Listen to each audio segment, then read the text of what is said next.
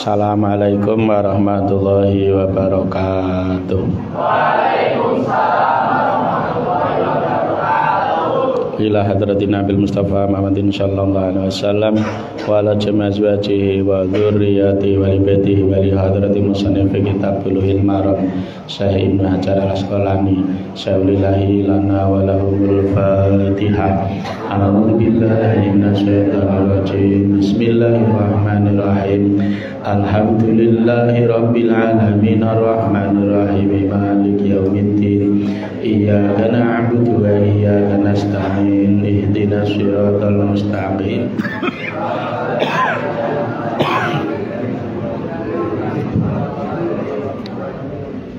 Bismillahirrahmanirrahim. Nafalah palipun. Wan.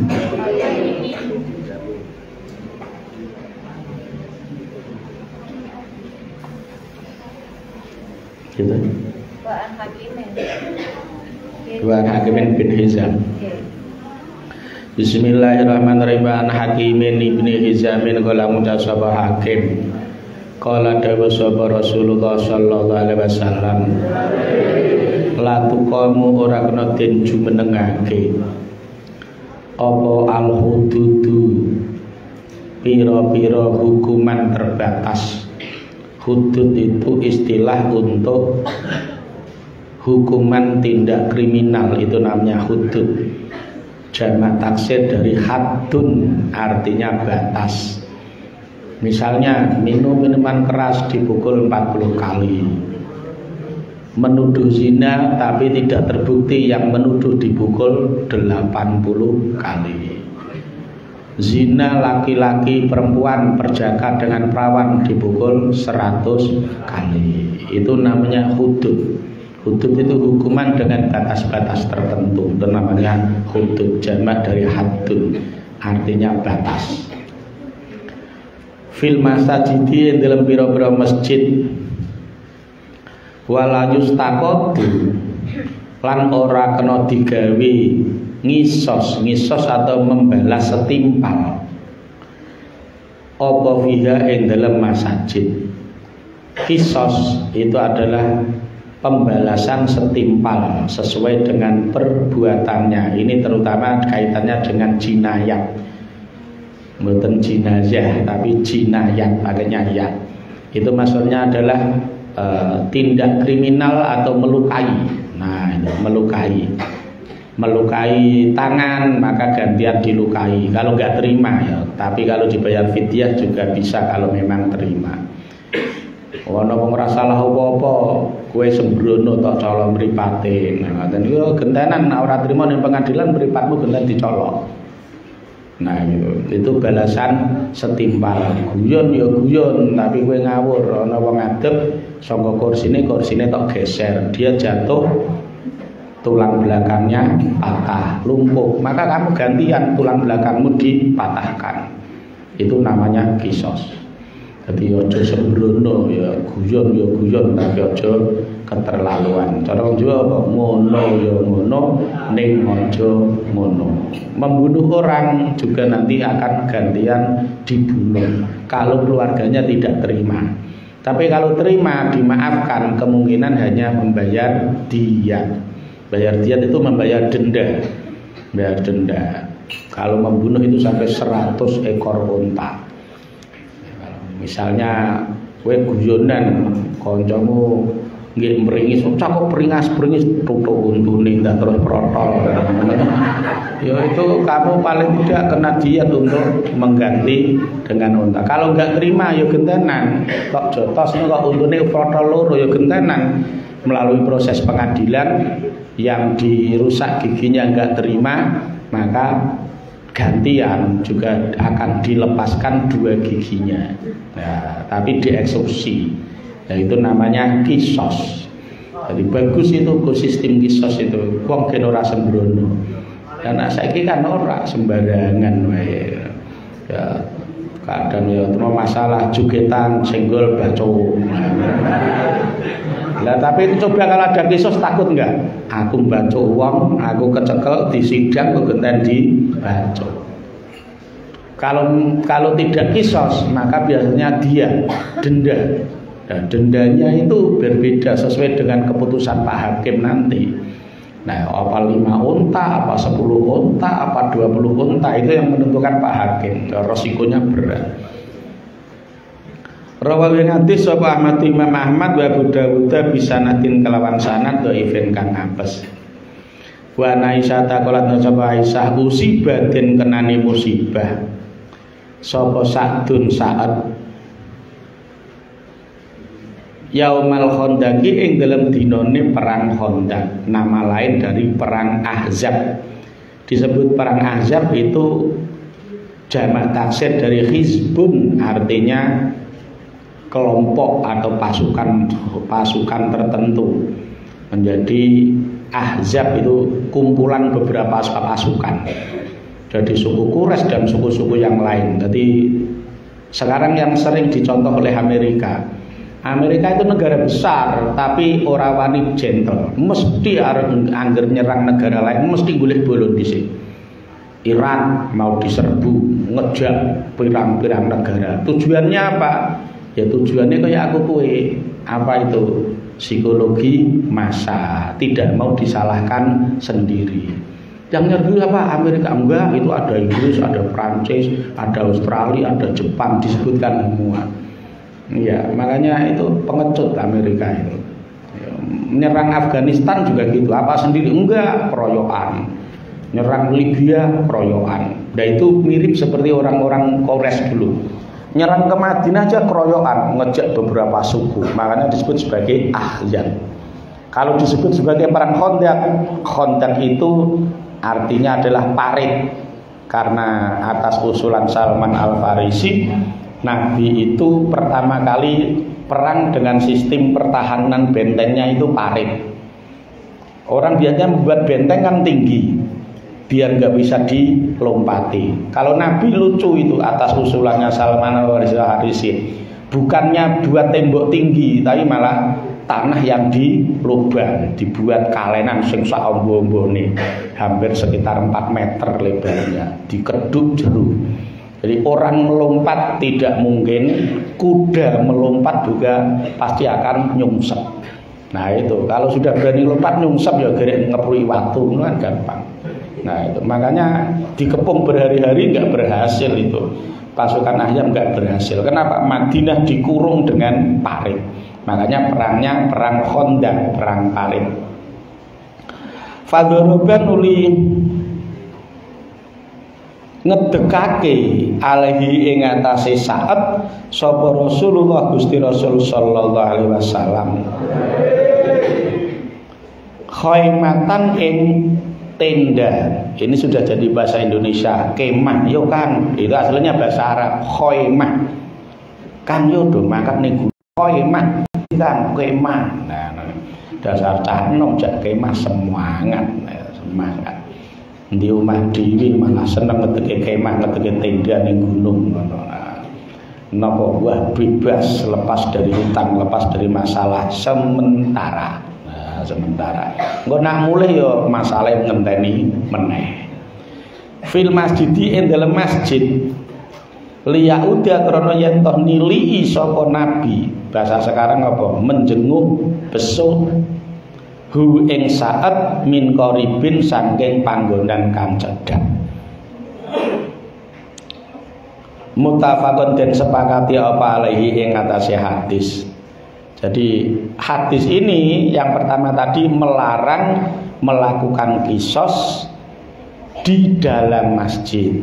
Makanya di sana saya sebut masjid kisos itu bukan di dalam, tapi di luarnya.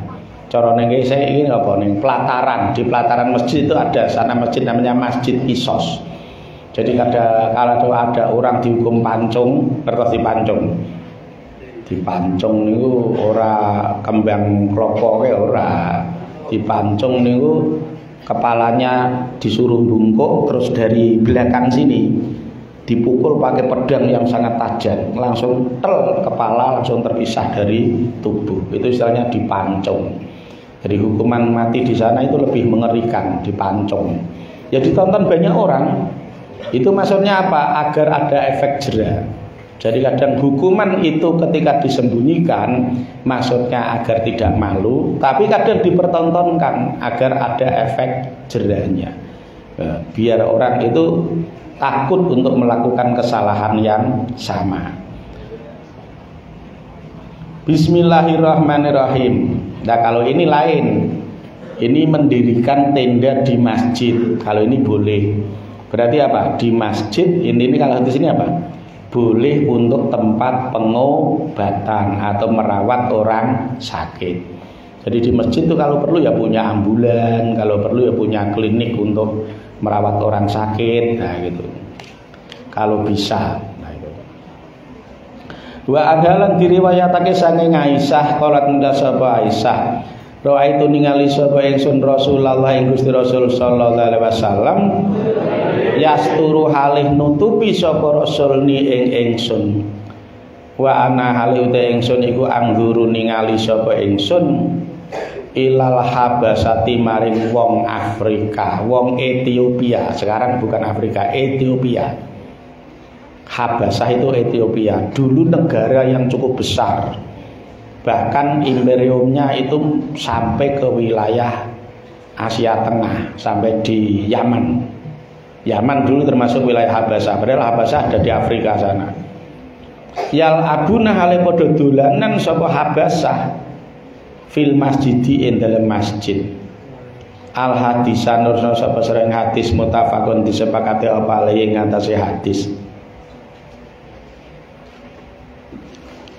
Karena apa? Karena orang Habasah itu kan terkenal, rata-rata mereka itu pendekar tumbak.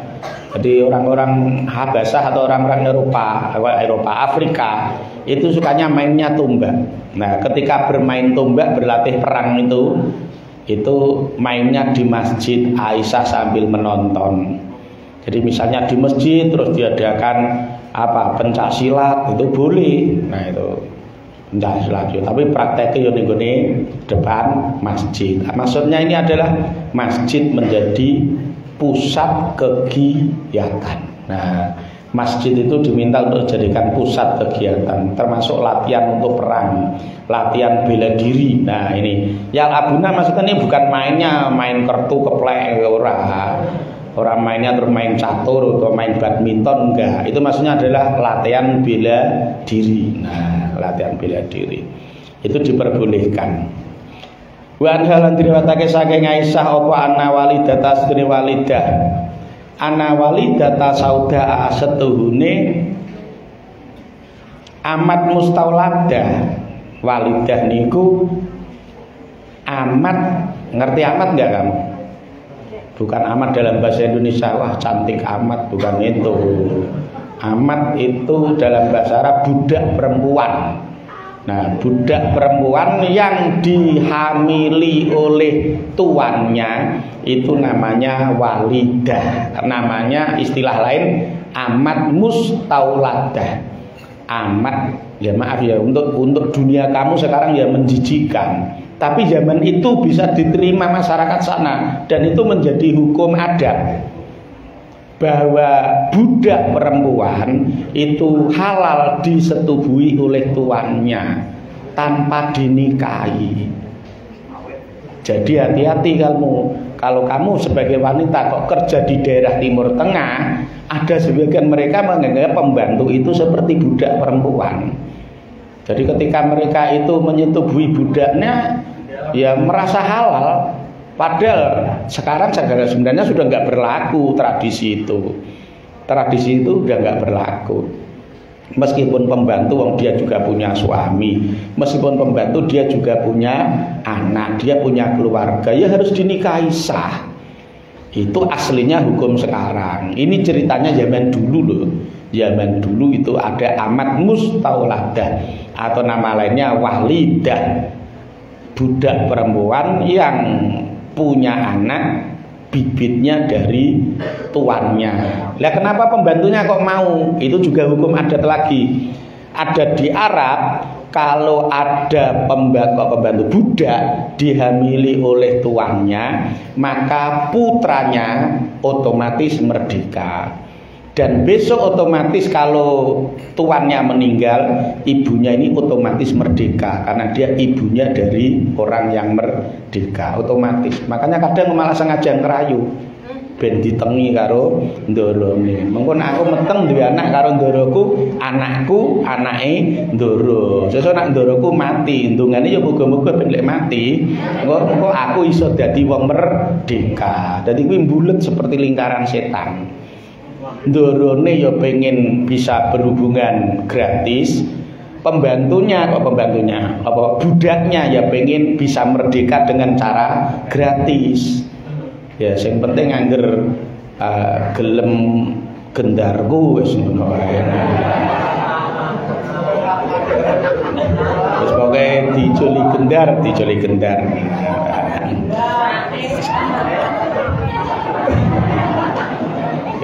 Zaman itu lah, ini perlu saya sampaikan agar kamu jangan salah paham.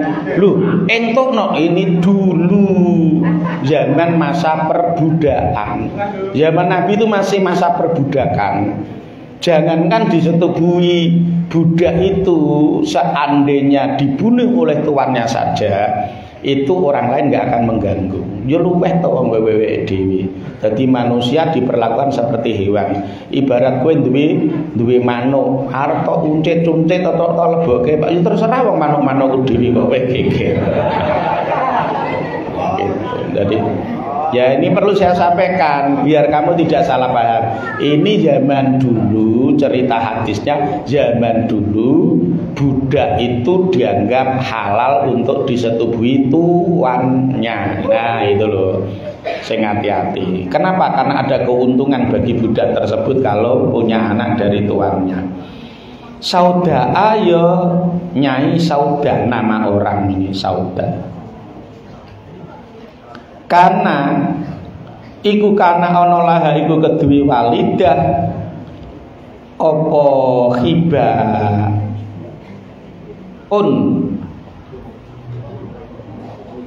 omah tarub atau omah tenda lah. Sampeyan muni omah tarub sampeyan ra paham kan. Ngertos tarub kuwi ya namung tutup di bagian atas ngeten. Mulane kena ana nak cara kene ngarani tarubno, deklit. Nah, deklit. Napa? Gazebo. Lah ya rada keren iki gazebo. Ibak omah tenda fil masjid ing dalam masjid.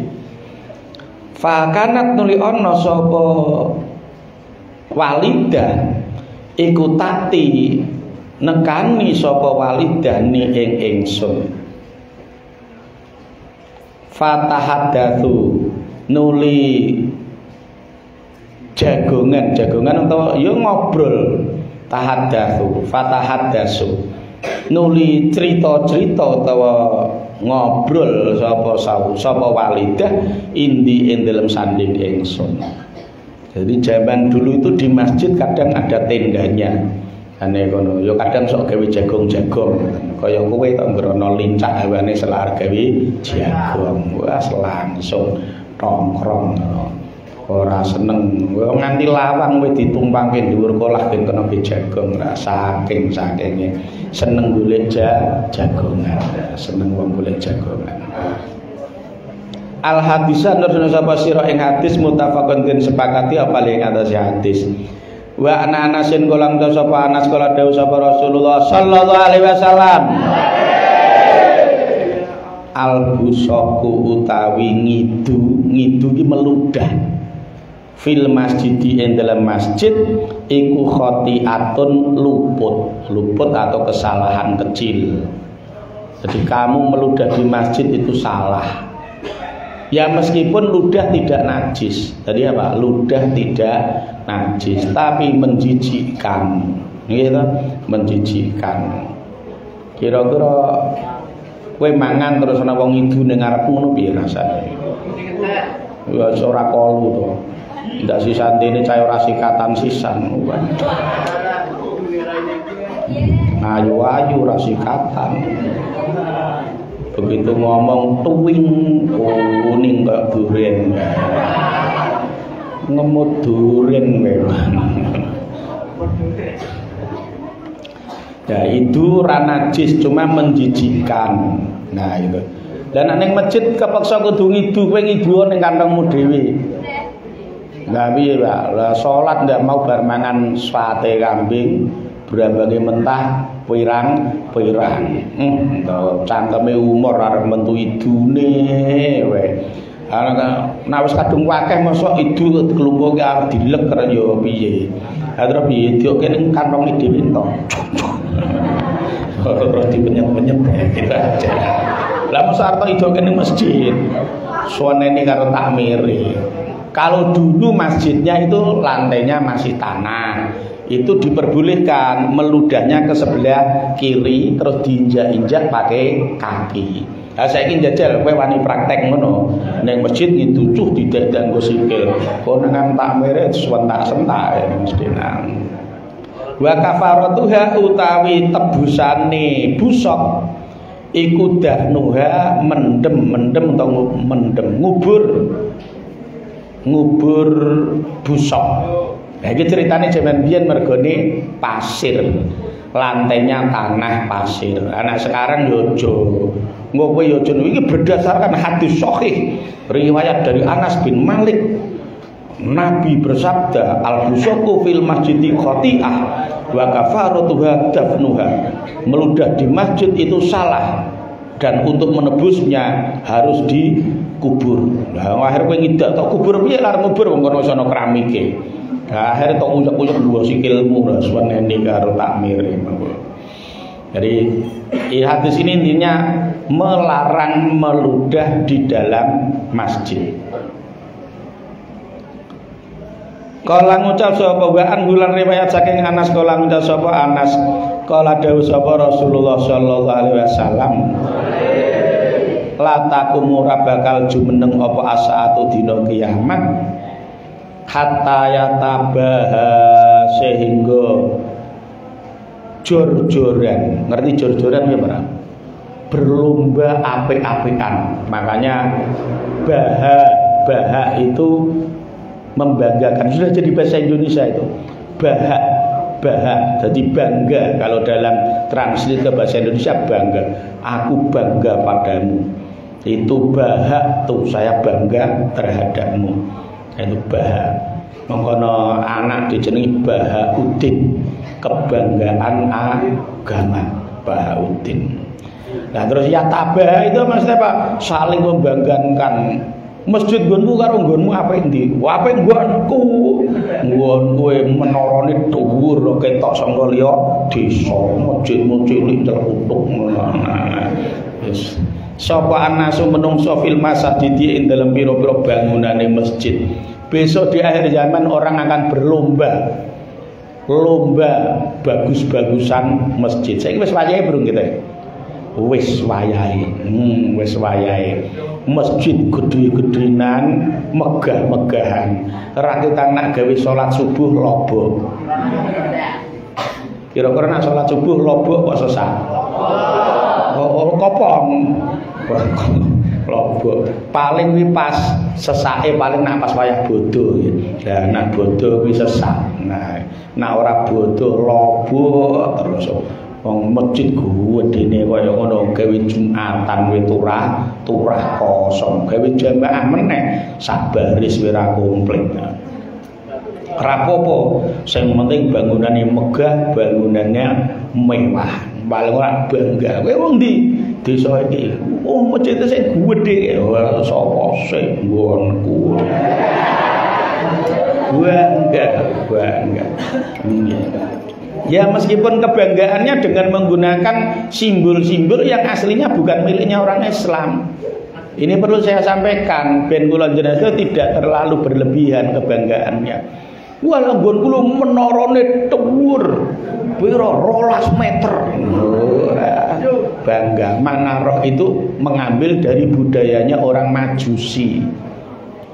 Menara itu dari kata bahasa Arab manaroh. Narun artinya api, manarotun tempat untuk pemujaan terhadap dewa api. Makanya nenggone menara itu paling atas biasanya dulu untuk menyalakan api. Jadi Manaroh itu sebenarnya adalah tempat peribadatannya orang-orang Majusi. Tapi sekarang di masjid dibuat Manaroh. Nah, Manaroh berubah jadi menara. Tapi nak ning kene gawe nyelehke geni apa gawe nyelehke speaker? Speaker berarti beda fungsi. Namanya tetap Manaroh, tapi fungsinya jadi alat nyelehke speaker. Nah, tapi itu aslinya budayanya adalah budaya orang Majusi. Terus sekarang juga sudah rame-ramenya orang bangun masjid dengan menggunakan kubah seperti gereja Hagia Sophia. Ya, kita kan bangga, wah masjid nggonku kubahe gede, dikiranya itu budaya Islam, aslinya itu budaya Kristen Ortodok. Iya, kamu boleh membuktikan itu. Kenapa? Karena ketika pertama kali Konstantinopel, kerajaan Kristen Ortodok itu ditaklukkan oleh siapa? Muhammad Al-Fatih itu ya. Itu gerejanya namanya gereja Hagia Sophia. Gereja gede, dhuwure ana kubahe. Makanya Al-Fatih ketika masuk, wah, gereja kok ngene gedene. Akhirnya dirubah. Tadinya gereja dirubah jadi masjid. Tapi bangunannya sudah asli bangunan gereja. Cuma yang patung-patung dilepasi. Gambar-gambar Yesus, gambar-gambar Bunda Maria ditutup. Terus ganti jadi masjid. Karena dia itu penguasa Konstantinopel berubah jadi Istanbul, Turki. Itu sebagai penguasa Islam waktu itu, maka budaya ini diserap. Akhirnya zaman Turki Utsmani kalau bangun masjid mesti atasnya dikasih kubah. Aslinya itu budaya Kristen Ortodok. Nah, gitu. Kalau kamu pengen lihat buktinya di Semarang, Semarang itu Masjid Kauman pakainya undak-undakan 3, Masjid Agung Demak pakainya Sundo telu, kan gitu toh. Baitur Rahman pakainya Sundo telu. Yang pertama kali pakai kubah mana? Gereja Immanuel. Kamu pernah ke Kota Lama? Cah Semarang orang tahu Kota Lama itu. Biasanya tongkrongnya ning ngendi? Tongkrongnya ning kali. Di Kota Lama sana ada gereja namanya Gereja Immanuel. Tapi kowe ngertine gereja Blenduk. Itu yang terkenal gereja Blenduk. Kenapa disebut gereja Blenduk? Karena di atasnya ada kubah Blenduk. Nah, mulane kayak ngendi gereja Blenduk. Nama aslinya itu Gereja Immanuel. Tapi namanya hilang. Yang terkenal Blenduk. Iya, memang kadang orang Jawa itu digoleki gampangi. Iya, digoleki gampangi. Sama itu di Blancir itu ada masjid. Kalau nggak salah itu apa? Imaduddin apa ya masjidnya? Apa? Ngarepe kuwi ana gapurane bentuke kapal. Akhirnya jeneng masjid itu ora terkenal. Terkenal ngendi? Masjid kapal itu aja. Gara-gara di depannya ada gapura berbentuk kapal. Itu aslinya ada namanya sendiri masjidnya, tapi namanya nggak terkenal. Yang terkenal ning ndi? Engko tak enteni masjid kapal. Nah, masjid kapal. Sama itu, sama. Sebenarnya itu gereja Immanuel, tapi karena kubahnya Blenduk disebut gereja Blenduk. Padahal kalau dulu itu Blenduk itu makanan saya loh. Iya, waktu saya kecil itu makannya Blenduk. Ngerti Blenduk berapa ya? Candi Songba ya orang ngerti Blenduk. Blenduk ini apa jagung tuwek-tuwek kae digodhog kae kapur nganti mekor gedhe. Lah terus dikumbah sing rewesi paruti klopo pengalaman. Paruti klopo lah kuwi dipangan gawe sarapan. Jenenge apa? Blenduk. Mengko nek digoreng jenenge warneng. Nah, iki popcorn. Zaman biyen iki ora ana popcorn ngono kuwi. Anane ya Blenduk niku, Blenduk. Nah, itu Blenduk. Lah kok menyampaikan hal itu apa? Maksudnya kita jangan fanatik Blenduk atau kubah itu budaya Kristen Ortodok, tapi dipakai oleh masjid. Menara itu budayanya orang Majusi, tapi ya dipakai oleh masjid. Itu kita bisa menerima. Tapi kenapa sering ditentang ketika masjidnya orang Jawa menggunakan beduk dan kentongan? Kenapa budaya Majusi kita terima? Kenapa budaya Kristen Ortodok kita terima? Kenapa kalau budaya Jawa kok nggak boleh? Mulanya anggere ana masjid ana kentongane ana beduke diolo-olo. Padahal sama-sama peralatan untuk manggil orang. Kentong wis sing waduh kowe krungu. Jaman biyen durung ana speaker.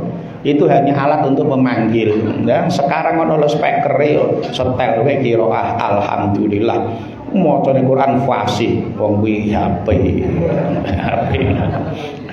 fasih.